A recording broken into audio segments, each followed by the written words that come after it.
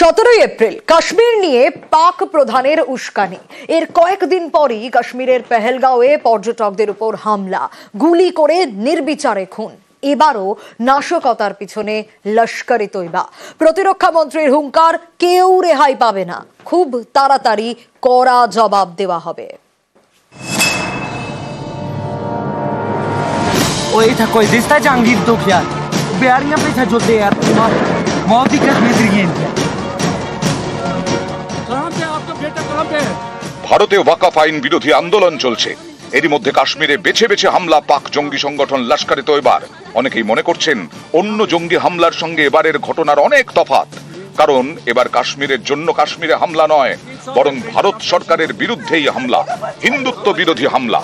मेरा पति साइड में था, एक इंसान है, उसने उसको गोली मार दी। यहाँ पे उसने बोला कि ये शायद मुस्लिम नहीं है, उसने उसको गोली मार दी।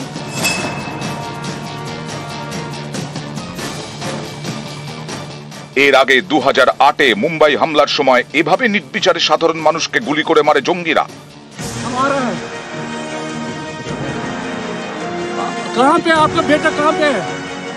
এবার দক্ষিণ কাশ্মীরের পেহেলগাঁও, আবারও জঙ্গি নাশকতায় নির্বিচারে খুন, বেছে বেছে খুন করা হলো পর্যটকদের।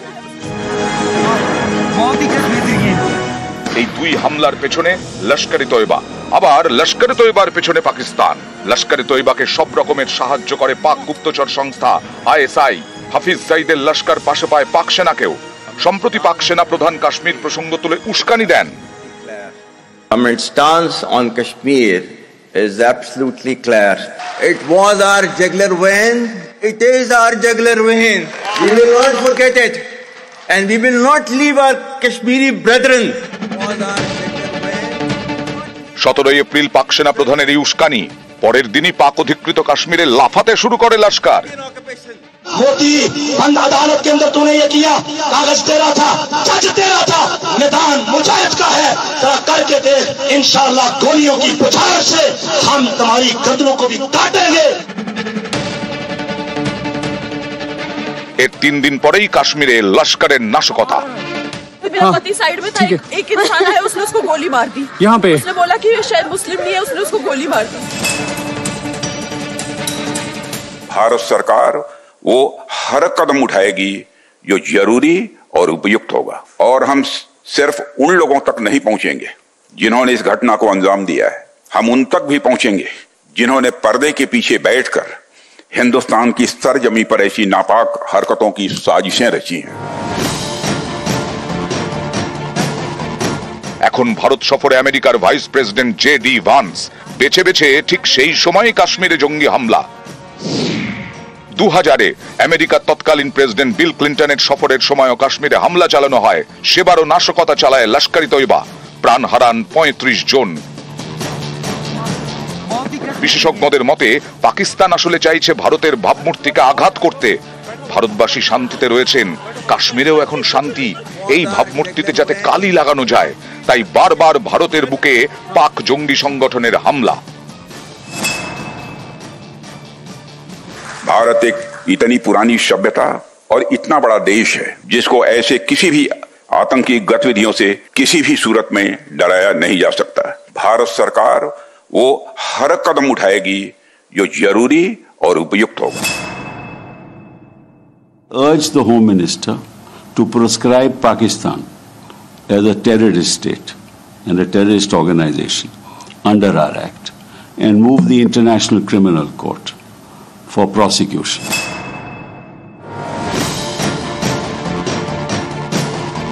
নিউজ 18 বাংলা। 2019 সালে 370 ধারা বাতিল। এরপর থেকে জম্মু কাশ্মীর কেন্দ্রশাসিত অঞ্চল, সেনা পুলিশের ব্যাপক কড়াকড়ি। তারপরেও এত বড় জঙ্গি হামলা হলো কিভাবে? গোয়েন্দারা কি কিছুই আঁচ করতে পারেননি? কেন পেহেলগাঁওয়ের বৈসরণে পুলিশ অথবা কেন্দ্রীয় বাহিনী কারোরই দেখা মেলেনি? প্রশ্নগুলো ঘুরছে নানা মহলে।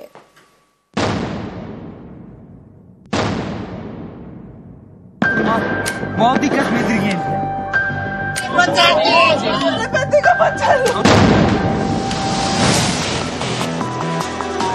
2019-এ 370 ধারা বাতিল, তারপর থেকে জম্মু কাশ্মীর কেন্দ্র শাসিত অঞ্চল। গেরুয়া শিবির বারবার দাবি করেছে এবার নাশকতা রোখা যাবে, টাইট দেওয়া যাবে জঙ্গিদের। কেন্দ্রের শাসক শিবিরের এই দাবি বড়সড় ধাক্কা খেল পহেলগাঁওয়ের ঘটনায়। মঙ্গলবার পহেলগাঁওয়ে বেছে বেছে পর্যটকদের খুন করে লস্করের জঙ্গিরা। এতেই অনেকে প্রশ্ন তুলছেন, তাহলে বিজেপির ৩৭০ ধারা বাতিল নিয়ে এত প্রচার করে লাভ কি হলো? আমরা সবাই ভেবেছিলাম যে কেন্দ্রীয় সরকারের নিরাপত্তা থাকবে, আর্মি এতভাবে রয়েছে, 370 হয়ে বিলুপ্ত হয়ে গেছে, বদলে গেছে, তা আমরা তো সেই ভরসাতেই গেছিলাম। এবার সরকারের কথায় ভরসা যদি না পাই, তাহলে ভরসাটা পাবো কার কথায়? এও প্রশ্ন উঠছে, আগে থেকে কেন হামলার খবর পেলেন না গোয়েন্দারা? এপ্রিলের শুরুতে পহেলগাঁওয়ের একাধিক হোটেলে রেকি চালায় জঙ্গিরা। কয়েকদিন আগে উস্কানি দিয়েছেন পাক সেনা প্রধান। পাক অধিকৃত কাশ্মীরে দাঁড়িয়ে হুমকি দেয় লস্কর নেতা। এসবের পরে এত বড় জঙ্গি হামলা, এর কোনো আঁচই কেন পেলেন না গোয়েন্দারা? সরকার ইনক্লুডিং মোদী সরকারকে দেখা দরকার, কি করে হলো, কি করে। প্রত্যেকটাতে আমরা তার বদলা নেব, বদলা নিলে তো হয় না, আগে থেকে করতে হয়। Major failure intelligence. উনি তো বললেন যে কি আমরা কড়াই কান্নায় হিসেব চোখাবো, এ বলেও তো লাভ নেই। কাশ্মীর মানেই কড়া নিরাপত্তা, পুলিশ এবং কেন্দ্রীয় বাহিনীর জওয়ানদের পাহারা। মঙ্গলবার দুপুরে পহেলগাঁওয়ের বৈসারণে কি ছিল? আপনারা যখন গিয়েছিলেন ওখানে পহেলগাঁওয়ের ওই ভ্যালিতে, তখন কি কোনো সেনাবাহিনীর চলাচল দেখেছেন? পুলিশ ছিল না? ছিল না, অন্তত আমার চোখে পড়েনি। এখানে অনেকের প্রশ্ন, বৈসারণ তো জনপ্রিয় টুরিস্ট স্পট, গাড়ি নিচে রেখে অনেকটা হেঁটে উঠতে হয়। এরকম একটা নিরিবিলি জায়গায় কেন নিরাপত্তা জোরদার ছিল না? কেন পুলিশ বা বাহিনীর জওয়ানের দেখা মেলেনি? তারা থাকলে হয়তো এভাবে এতজন নিরীহ পর্যটকের প্রাণ যেত না। এটা আর্মির কাজ ছিল না, এটা পুলিশ কিংবা অন্য এজেন্সির কাজ ছিল। এখন বলে তো কোই লাভ নেই, ঘর মে ঘুষকে মারুঙ্গা চুনচুনকে, লাভ নেই, চলে ওরা মেরে চলে গেছে। মঙ্গলবার হামলা, বুধবার সকালে প্রথমে জঙ্গিদের পেন্সিল স্কেচ প্রকাশ করা হয়। তারপর প্রকাশ্যে আসে 4 সন্দেহভাজন জঙ্গির ছবি। চিরুনি তল্লাশি চালানো হলেও তাদের কোনো খোঁজ মেলেনি। অনেকের প্রশ্ন, এই জঙ্গিরা কি বর্ডার পেরিয়ে পাকিস্তানে গা ঢাকা দিয়েছে? এরকম হয়ে থাকলে এবার মোদী সরকার কি করবে? भारत सरकार वो हर कदम उठाएगी जो जरूरी और उपयुक्त होगा, और हम सिर्फ उन लोगों तक नहीं पहुंचेंगे जिन्होंने इस घटना को अंजाम दिया है। हम उन तक भी पहुंचेंगे जिन्होंने पर्दे के पीछे बैठकर हिंदुस्तान की सरजमी पर ऐसी नापाक हरकतों की साजिशें रची हैं। ऐसी हरकतों का जिम्मेदार और इसके जिम्मेदार लोगों को आने वाले कुछ ही समय में जोरदार तरीके से नजर आएगा। मैं देशवासियों को आश्वस्त करना चाहता हूं। নিউজ 18 বাংলা। জঙ্গিদের কোনো জাত হয় না, পহেলগাঁওয়ের হামলা ক্ষমার অযোগ্য। কাশ্মীরের জঙ্গি হামলার কড়া নিন্দা মুখ্যমন্ত্রীর। হামলায় জড়িতদের কড়া শাস্তির দাবি মমতা বন্দ্যোপাধ্যায়ের। Totally we condemn all this. কি হয়েছে না হয়েছে ডিটেলস পরে দেখুন, কিন্তু এখন at present we condemn strongly, totally. এদের কোনো জাত হয় না, কোনো ধর্ম হয় না, এর একটা ট্রাস্ট, এদের ক্ষমাও করা যায় না। আমি ভেবে পাচ্ছি না এতক্ষণ সময় লেগেছে, বেছে বেছে করেছি যেগুলো। তো ওখানে তো অনেক আর্মি ছিল, এমনিতেও তো বর্ডার এরিয়া, সেন্সিটিভ এরিয়া। আমরা যেতে চাই যে সত্যি ঘটনা যারা ঘটিয়েছে তাদের বিরুদ্ধে স্ট্রং অ্যাকশন, স্ট্রিংজেন্ট অ্যাকশন নেওয়া হয়। পহেলগাঁও হামলায় পাক যোগ স্পষ্ট। পাকিস্তানের সঙ্গে কূটনৈতিক সম্পর্ক ছিন্ন করল ভারত। প্রধানমন্ত্রীর বাড়িতে নিরাপত্তা বিষয়ক মন্ত্রিসভার বৈঠক, একাধিক কড়া সিদ্ধান্ত। পাকিস্তানের সঙ্গে সিন্ধু জল চুক্তি স্থগিত করল ভারত। বন্ধ করে দেওয়া হলো আটারি বাঘা সীমান্ত। পাক নাগরিকদের ভিসা বাতিল। 2 দিনের মধ্যে দেশ ছাড়তে হবে পাক নাগরিকদের। পাক প্রতিরক্ষা কূটনীতিকদের দেশ ছাড়ার জন্য সময়সীমা বেঁধে দেওয়া হয়েছে 7 দিন। ভারত ও পাকিস্তান হাই কমিশনে নিযুক্ত প্রতিরক্ষা কূটনীতিকদের ফিরিয়ে নিচ্ছে।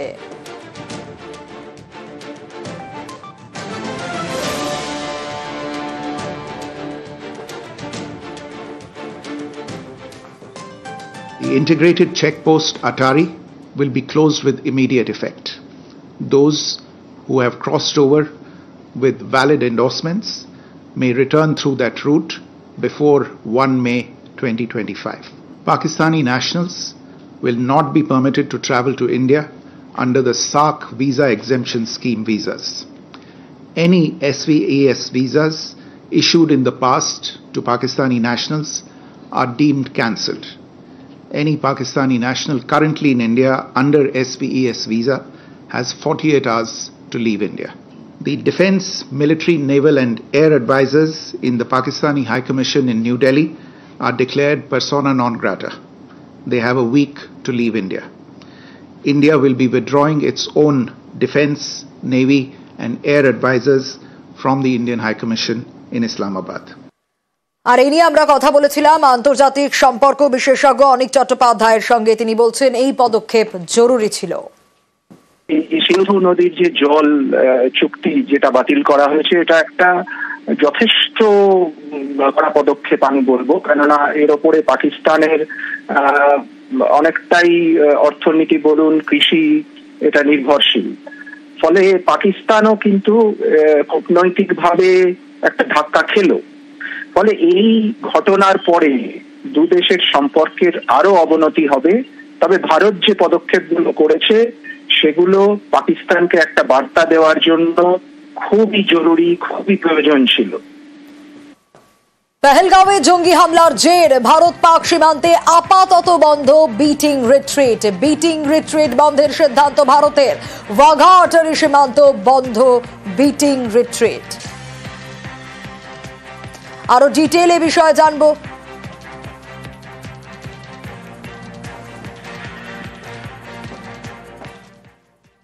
প্রত্যাঘাতের কৌশল বৈঠক, স্বরাষ্ট্র মন্ত্রকে বৈঠক গোয়েন্দা প্রধানদের সঙ্গে বৈঠক স্বরাষ্ট্র সচিবের। বৈঠকে কেন্দ্রীয় ইন্টেলিজেন্স ব্যুরোর প্রধান। কারা কারা থাকবেন এই বৈঠকে? পহেলগাঁওয়ের জঙ্গি হামলার পর্যালোচনা, পাল্টা পদক্ষেপ নিয়েও আলোচনা। বৈঠক প্রত্যাঘাতের কৌশল বৈঠক, অবশ্যই নজর থাকবে এবং স্বরাষ্ট্র মন্ত্রকে বৈঠক গোয়েন্দা প্রধানদের সঙ্গে বৈঠক করবেন স্বরাষ্ট্র সচিব। বৈঠকে কেন্দ্রীয় ইন্টেলিজেন্স ব্যুরোর প্রধান থাকবেন বৈঠকে র সংস্থার প্রধানও। পহেলগাঁওয়ের জঙ্গি হামলার পর্যালোচনা, পাল্টা পদক্ষেপ নিয়েও আলোচনা বৈঠকে।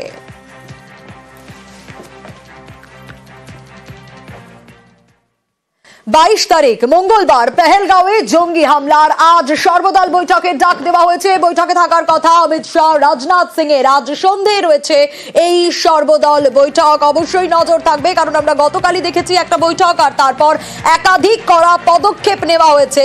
কূটনৈতিক সম্পর্ক পাকিস্তানের সঙ্গে ছিন্ন করেছে ভারত এবং এই জঙ্গি হামলার ঘটনা পহেলগাঁওয়ের বৈসারণে আজ সর্বদল বৈঠকের ডাক। বৈঠকে থাকার কথা অমিত শাহ, রাজনাথ সিং এর।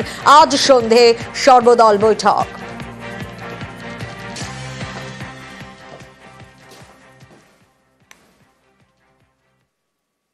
পহেলগাঁওয়ে জঙ্গি হামলার পর সেনার অপারেশন, তার মধ্যেই কাশ্মীরের উধমপুরে সেনা জঙ্গি লড়াই। জঙ্গিদের সঙ্গে লড়াইয়ে নিহত এক সেনা জওয়ান।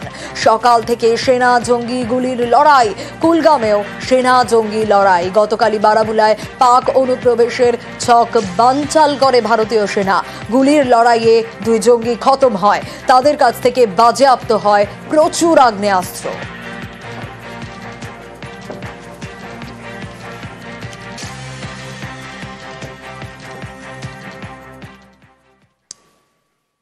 অন্যদিকে জরুরি বৈঠকে পাক প্রধানমন্ত্রী। পাকিস্তানে আজ জাতীয় নিরাপত্তা কমিটির বৈঠক। নিরাপত্তা কমিটির বৈঠকের ডাক পাক প্রধানমন্ত্রীর। ভারতের কড়া পদক্ষেপের প্রতিক্রিয়া নিয়ে আলোচনা।